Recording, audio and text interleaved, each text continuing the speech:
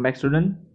So further move our chapter number 11, data types, operator and expression in the C language, and this is the last session of chapter number 11, session 5th. So our first topic is evolution of expression. Until now we learned the operators available in C and how it is used them in an expression. Already मैंने last 2 video में कितने operators है वो मैंने already आपको explain कर दिया है, right. There are 8 operators. 8 operator के रिगार्डिंग मैंने आपको एग्जाम्पल के थ्रू भी एक्सप्लेन किया है और उसका यूज़ किया है वो भी मैंने आपको एक्सप्लेन किया है, right. Let us see how the expression would be evaluate. Consider the expression in statement result equal to first plus second multiply third plus fourth. Here first multiplication of second and third would be done. If the value of multiplication would then be added in a first and from the intermediate value fourth would be subtract. If two operators with the same priority appear in the expression, then they will be evaluated from left to right. To modify this sequence we can make use of bracket. Student आपको पता होगा कि हम maths में भी कोई equation solve करते हैं तो फर्स्ट ऑफ ऑल उसमें ब्रैकेट सॉल्व करते हैं, राइट. ब्रैकेट के बाद हम देखते हैं कि कौन से सिंबल की प्रायोरिटी सबसे ज़्यादा है, देन उस हिसाब से हम इक्वेशन को सॉल्व करते हैं. क्लियर. आपको ऑलरेडी पता होगा, आपने ऑलरेडी मैथ्स में ये सारे इक्वेशन का यूज़ किया है, राइट. तो सेम आपको सी प्रोग्राम में भी अगर कोई इक्वेशन को सॉल्व करना है, एक्सप्रेशन को सॉल्व करना है, तो उसमें भी सेम प्रायोरिटी है. सी यहाँ पे उन लोगों ने जो एग्जाम्पल दिया है वो एग्जाम्पल को इमेज में उन लोगों ने एक्सप्लेनेशन भी दिया है, राइट. यहाँ पे जो एग्जाम्पल है result equal to first plus second third minus fourth. तो सबसे पहला क्या सॉल्व होगा, तो सबसे पहला जो भी बीच वाला जो ब्रैकेट वाला जो है थर्ड एंड फोर्थ वो सॉल्व होगा, राइट. उसके बाद क्या सॉल्व होगा, जो भी आंसर आएगा उसके बाद क्या सॉल्व होगा सेकंड, और जो आंसर आएगा थर्ड और फोर्थ में जो सब्सट्रैक्शन होगा जो भी आंसर मिलेगा वो सेकंड सॉल्व होगा मल्टीप्लिकेशन वाला, राइट. एंड देन क्या होगा कि जो भी आंसर मिलेगा वो सेकंड के साथ फिफ्थ में डिवाइड होगा, राइट. और जो भी आंसर मिलेगा सेकंड डिवाइड बाई फिफ्थ में जो भी आंसर मिलेगा वो आंसर के साथ हमें फोर्थ और फिफ्थ पोजीशन का जो आंसर है उसको उसमें एक्सप्रेशन आपको परफॉर्म करना पड़ेगा, राइट. और जो भी और बाद में जो आंसर मिलेगा वो डायरेक्ट कहाँ पे स्टोर हो जाएगा, रिजल्ट के अंदर, राइट. तो यहाँ पे भी सेम चीज़ है कि प्रायोरिटी कौन से सिंबल को कब देनी है वो आपको पता होना चाहिए. क्लियर. सेम हम मैथ्स में जो रूल फॉलो करते हैं वही रूल यहाँ पे भी हमें फॉलो करना है, कुछ डिफरेंट नहीं है. Clear. Next is priority of expression, right. Already आपको पता होगा, मैंने पहले ही बोल दिया कि मैथ्स में हम जैसे प्रायोरिटी सेट करते हैं, प्रायोरिटी हमें पता है कि कौन सबसे पहले सॉल्व होगा, राइट. तो वही सेम चीज़ यहाँ पे भी है. The operator mention so far have their own priority. आपको पता है कि जो जितने भी ऑपरेटर्स है वो सारे ऑपरेटर के उसकी खुद की प्रायोरिटी है, वो प्रायोरिटी के हिसाब से आपका एक्सप्रेशन सॉल्व होगा. जिसकी सबसे ज़्यादा प्रायोरिटी को वो सबसे पहले सॉल्व होगा. Clear. As seen in the example result equal to first plus second multiply third minus fourth and fifth, right. So यहाँ पे वही एग्जाम्पल का जो इमेज है वो उन लोगों ने एक्सप्लेन किया है. सी क्लियर. वही उन लोगों ने एक्सप्लेन किया. तो फर्स्ट क्या होगा कि यहाँ पे जो थर्ड और फोर्थ है उसमें सब्सट्रैक्शन होगा, राइट. जो भी आंसर मिलेगा उसके साथ क्या होगा सेकंड, और जो आंसर मिला उसके साथ मल्टीप्लिकेशन होगा. देन जो आंसर मिलेगा उसका सेकंड और फिफ्थ के साथ डिवाइड होगा, और उसके बाद जो आंसर मिलेगा वो फर्स्ट के साथ ऐड हो जाएगा, और फाइनल में जो आंसर मिलेगा वो कहाँ पे स्टोर हो जाएगा, रिजल्ट के अंदर. Clear. Asterisk was at highest priority then plus minus और डिवाइड. क्लियर. सो जो एस्ट्रिक है, एस्ट्रिक मीन्स मल्टीप्लिकेशन की जो साइन है, आपको अगर कंप्यूटर के अंदर मल्टीप्लिकेशन करना हो then you want to use asterisk sign, right. Asterisk sign को यूज कीजिएगा तभी आप मल्टीप्लिकेशन कर पाओगे. Clear. C language design have pre decide those priority. The listing of some of which is given in a table, right. So C program के अंदर भी उन लोगों ने प्रायोरिटी सेट की है, राइट. जो भी ब्रैकेट्स है, जो भी सिंबल है, जो इतने भी ऑपरेटर्स है, वो ऑपरेटर के उन लोगों ने प्रायोरिटी सेट की है। वो प्रायोरिटी के हिसाब से आपका जो भी एक्सप्रेशन होगा वो सॉल्व होगा, राइट। सीधे डायग्राम वो ही है जो यहाँ पे उन लोगों ने टेबल रखा हुआ है, वो टेबल में उन लोगों ने ऑपरेटर ऑपरेटर क्या यूज है, उसका एसोसिएशन एक्टिविटी क्या है, राइट, और कौन सबसे पहले सॉल्व होगा, कौन सेकंड में सॉल्व होगा, वो भी उन लोगों ने यहाँ पे मेंशन किया, राइट। अंडरस्टूड मैं क्या बोल रहा हूँ? जैसे आप मैथ्स में जो भी इक्वेशन सॉल्व करने के टाइम पे जो प्रायोरिटी आप ध्यान में रख के जो भी आप इक्वेशन को सॉल्व करते हो, सेम यहाँ पे भी होगा। Clear? Understood. Next is type conversation. An expression can be evaluated only if all the operands evaluate are of same data type. This priority of expression require internal conversion of a data type to be performed. For example, if we have following code: integer equal to 2, float principal, rate and interest equal to principal multiply by rate multiply by year divide by 100, then the evolution of expression show above would be done as shown below. So यहाँ पे भी उन लोगों ने एक example के through आपको explain करने का एग्जाम्पल के थ्रू आपको एक्सप्लेनेशन दिया है टाइप कन्वर्जेशन का। उन लोगों ने यहाँ पे इंटरेस्ट फाइंड आउट किया है, राइट। तो इंटरेस्ट फाइंड आउट करने के लिए जो भी फॉर्मूला है वो फॉर्मूला आपके सामने रखिए, राइट। सबसे पहले क्या सॉल्व होगा? जो मल्टीप्लिकेशन है वो सबसे पहले प्रिंसिपल एंड रेट वो सॉल्व होगा, राइट। देन जो भी आंसर मिलेगा उसको ईयर के साथ मल्टीप्लाई होगा और जो भी फाइनल आंसर होगा उसको डिवाइड करके 100 में से जो भी आंसर मिलेगा वो इंटरेस्ट के अंदर स्टोर हो जाएगा। क्लियर? तो सेम जो हमने कन्वर्जेशन देखा लास्ट में, राइट, वही उन लोगों ने यहाँ पे एक्सप्लेनेशन दिया है कि हमें कैसे जो भी हमने ऑपरेटर्स यूज किए हैं, राइट, जो भी हमने प्रायोरिटी एक्सप्रेशन यूज किए है वो कैसे सॉल्व करना है। क्लियर? तो यहाँ पे उन लोगों ने एग्जाम्पल के थ्रू ही आपको एक्सप्लेन किया है। It is possible to override the internal conversation by performing a process called typecasting. ये जो प्रोसेस है, right, overriding the internal conversation by performing the process called typecasting. So इसको हम टाइपकास्टिंग भी बोल सकते हैं। क्या बोल सकते हैं? Typecasting. To typecast any value we use syntax, data type, variable और data type constant, right. So यहाँ पे अगर हमें टाइपकास्ट का यूज करना है तो हम कैसे यूज कर पाओगे? तो उन लोगों ने यहाँ पे सिंटेक्स भी रखा हुआ है। सबसे पहले आपको डेटा टाइप का यूज करना है and then variable name, right. Otherwise आपको डेटा टाइप का यूज करके आप कंस्टेंट भी यूज कर सकते हो यहाँ पे। Clear? See the example over here. यहाँ पे उन लोगों ने एक एग्जाम्पल यूज किया है, इंटीजर मेन, जो हमारा मेन फंक्शन है, right. Then integer, total cost and quantity, there are 2 variables, right, and उन लोगों ने वैल्यू भी असाइन कर दी है यहाँ पे। Float cost item, that means जो भी इंटीजर में टोटल कॉस्ट और क्वांटिटी के साथ जो भी इक्वेशन परफॉर्म होगा, राइट, जो भी इक्वेशन परफॉर्म होगा वो इक्वेशन का जो भी आंसर होगा वो हमें कहाँ पे स्टोर मिलेगा? कॉस्ट आइटम के अंदर। और कॉस्ट आइटम की जो भी डेटा टाइप है वो डेटा टाइप कौन सी है? Float, right. तो फ्लोट डेटा टाइप है तो दैट मीन्स जो आंसर होगा वो पॉइंट में आएगा। Clear?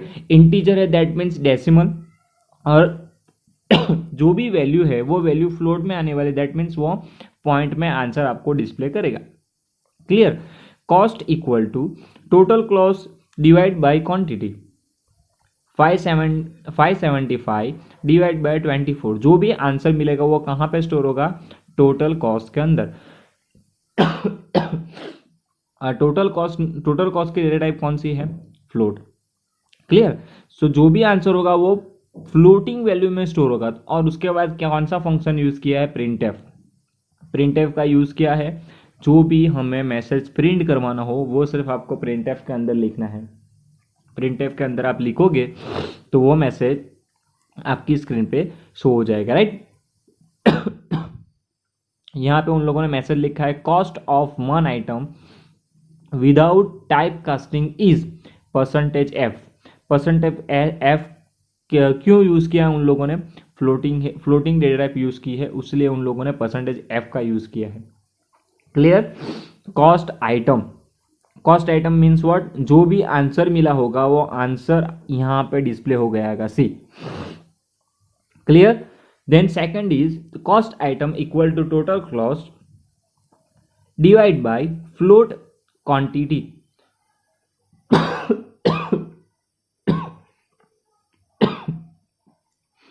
printf cost of one item after typecasting is percentage F. That means यहाँ पे जो हमारे पास टोटल कॉस्ट है और जो भी क्वांटिटी है, राइट, उसमें क्या होने वाला है, फिर से डिवाइड होने वाला है, राइट, और जो भी आंसर मिलेगा वो टोटल कॉस्ट के अंदर उन लोगों ने फिर से डिस्प्ले करवाया। दैट मीन्स ये जो लास्ट वाला भी है वो भी यहाँ पे क्या यूज़ किया, उन लोगों ने टाइप कास्टिंग का यूज़ किया है, एंड देन आंसर मिला है आपको फ्लोट के अंदर, right, and last is return 0। Clear. ये प्रोग्राम आपको प्रैक्टिकल में करना पड़ेगा, तभी आपको समझ में आएगा कि इसका यूज़ कैसे किया गया है, राइट। यहाँ पे आप ये सेंटेंस पढ़ोगे तो आपको पता तो चल जाएगा कि ये यहाँ पे क्या हो रहा है, राइट, कहाँ पे डिवीजन हुआ है, कौन सी वैल्यू कहाँ पे गई, वो आपको पता चल जाएगा। बट ये कैसे वर्क करेगा तभी भी उसके लिए आपको प्रोग्राम टाइप करना पड़ेगा, रन कैसे करना है वो आपको समझ में आना चाहिए। Clear. Next is storage classes.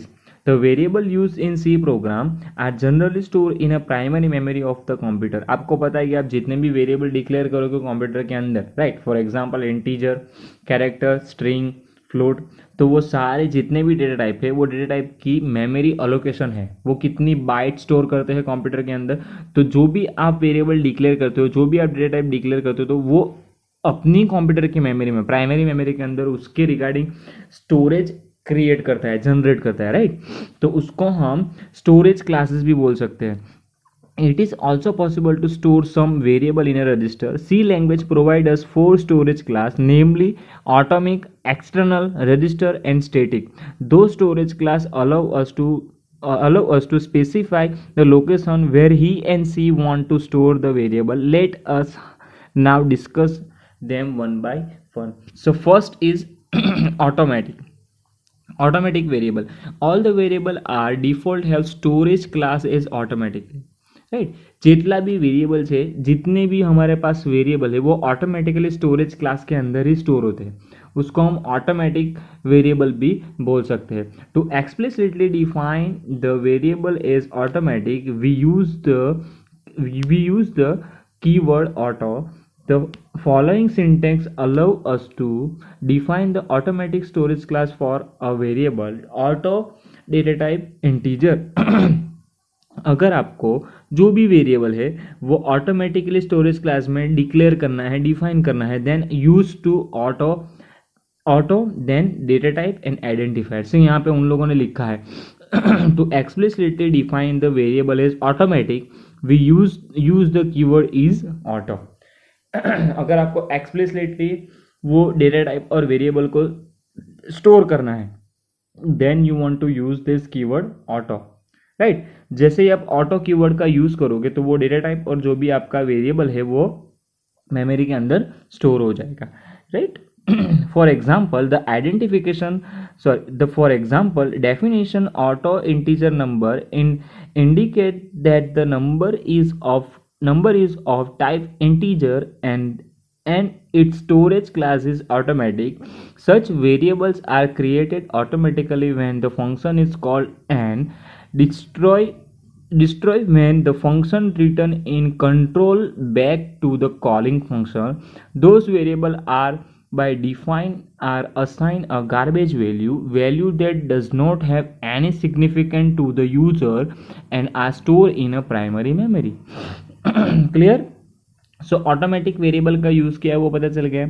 अगर आपको कोई भी वेरिएबल को एक्सप्लिसिटली कॉल करवाना है, एक्सप्लिसिटली मीन्स फोर्सफुली आपको वो वेरिएबल और डेटा टाइप को स्टोर करवाना है मेमोरी के अंदर, then you want to use the auto keyword. Clear.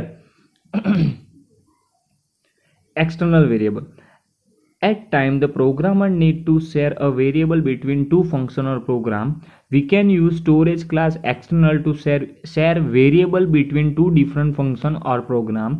It is necessary through that the variable must be defined a global variable in at least one program external variable means what, कि आपने जो भी variable declare किया है वो variable को अगर आपको दूसरे फंक्शन में, राइट, दूसरे प्रोग्राम में, दूसरे फंक्शन में वो वेरिएबल को, दूसरे क्लास में वो वेरिएबल को यूज करना है, then you want to use the external variable function, right. तो ऐसे जितने भी वेरिएबल है उसको हम ग्लोबल वेरिएबल से भी आइडेंटिफाई कर सकते हैं। सी यहाँ पे उन लोगों ने लिखा है कि programmer need to share a variable between two function, that means हमने जो भी वेरिएबल क्रिएट किया है वो वेरिएबल को हमें दो फंक्शन में यूज करना है, राइट। तो वो दोनों फंक्शन में यूज करने के लिए हमें इसको ग्लोबल वेरिएबल बनाना पड़ेगा प्रोग्राम के अंदर। We can use store class external to share variable between two different function और अ प्रोग्राम, राइट। सो जो भी आप वेरिएबल डिक्लेयर करोगे उसको आपको दो डिफरेंट फंक्शन क्रिएट करना पड़ेगा, अदरवाइज दो डिफरेंट प्रोग्राम क्रिएट करना पड़ेगा, राइट। बट उससे अच्छा क्या है कि आप वो जो भी वेरिएबल है वो वेरिएबल को आप ग्लोबल वेरिएबल डिक्लेयर कर दो, तो आप वो वेरिएबल को आपके प्रोग्राम के अंदर जहां पे भी यूज करना चाहते हो आप इजिली उसको यूज कर पाओगे। Clear? The following syntax allow us to define an external storage class for a variable. Syntax is exter data type and identifier. That means external keyword है वो कीवर्ड का यूज करना है सबसे पहले, then data type and identifier. For example the definition external character choice indicated that the variable choice is of type character and its storage class is external. The default value of a external value is 0 and they are stored in a primary memory. Clear? Understood? So external variable का क्या use है? Next is register variable. To have fast access to variable, we can store the variable in a CPU register. C language provide us a storage class called register to store the variable in a CPU register. जो भी आप variable create करते हो उसको आपको CPU के register में store करवाना हो then you want to use the register keyword. C आपको डेटा टाइप और वेरिएबल के आगे आपको सिर्फ रजिस्टर कीवर्ड का यूज़ करना है। रजिस्टर कीवर्ड यूज़ करोगे तो आपका जो भी डेटा टाइप और वेरिएबल है वो सीपीयू रजिस्टर के अंदर स्टोर हो जाएगा। Clear? For example the definition register integer counter indicator that the variable counter is of type integer and its storage class is register. The register class variable are assigned garbage value by default. Most IMP MCQ. The register class variable assigned garbage value is default. Next is static variable. The static storage class when used along with variable make the variable permanent within the specific region. The static storage class variable is stored permanently in a primary memory and by default its assigned value 0, right? अगर permanently आपको वो variable को memory के अंदर store करवा देना है then you want to use the static keyword. The following syntax allow us to define a static storage class for a variable, static data type and identifier. For example the definition static integer max indicate that the variable max is of the type integer and its storage class is static. Clear? So चारों का मैंने explanation दे दिया है, automatic, external and register and last is a static. Clear? So student यहाँ पे हमारा chapter number 11 is over, right. So text book के जितने भी एमसीक्यू है वो हमें फर्स्ट सॉल्व कर लेते हैं। First MCQ is which of the following keyword refer to integer data type? The answer is INT। Integer के लिए कौन से डेटा टाइप यूज होती है? INT।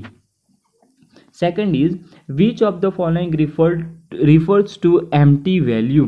empty value किसके अंदर होती है? The answer is void, right. void कोई भी वैल्यू रिटर्न नहीं करता है। आपको पता है कि हम जब भी प्रोग्राम फिनिश्ड होता है तो प्रोग्राम में से कोई भी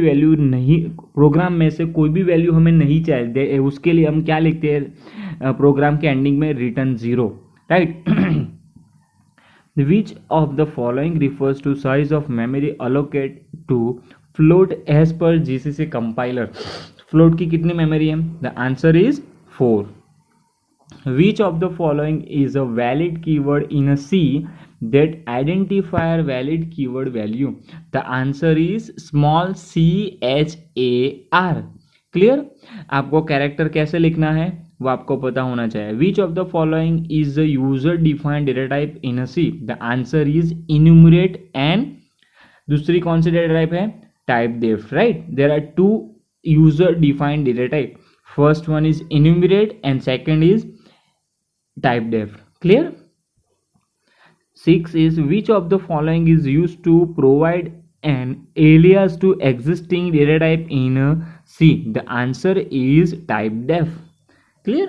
Next is the symbol and belong to which of the following operator types in a C? The answer is bitwise operator. आपको पता है ना bitwise operator के अंदर 3 ऑपरेटर्स है, and, or, and not. Clear? The symbol exclamation belong to which of the following operator in a C? The answer is logical operator. The equal to symbol is used for which of the following operator? To assignment और assigning a value. Right, अगर आपको कोई value को assign करना है variable में तो आप क्या करोगे? Variable name equal to value. Right, then you want to use equal to sign. Which of the following refers to a meaning of value plus plus in a C? That means pre increment या फिर post increment, कौन सा आएगा? Answer is post increment. Clear? Pre increment means क्या है और post increment means क्या है वो मैंने ऑलरेडी आपको लास्ट वीडियो में एक्सप्लेन किया था. राइट, प्लस प्लस मीन्स उसमें इंक्रीमेंट होगा, माइनस माइनस मीन्स उसमें डिक्रीमेंट होगा. क्लियर? अंडरस्टूड? सो स्टूडेंट, यहाँ पे हमारा chapter number 11 is finished. Right, मैं उसके एक्स्ट्रा जो भी एमसीक्यू है वो मैं आपको सेंड कर लूँगा. Right, so see you in the next session student. Have a nice day.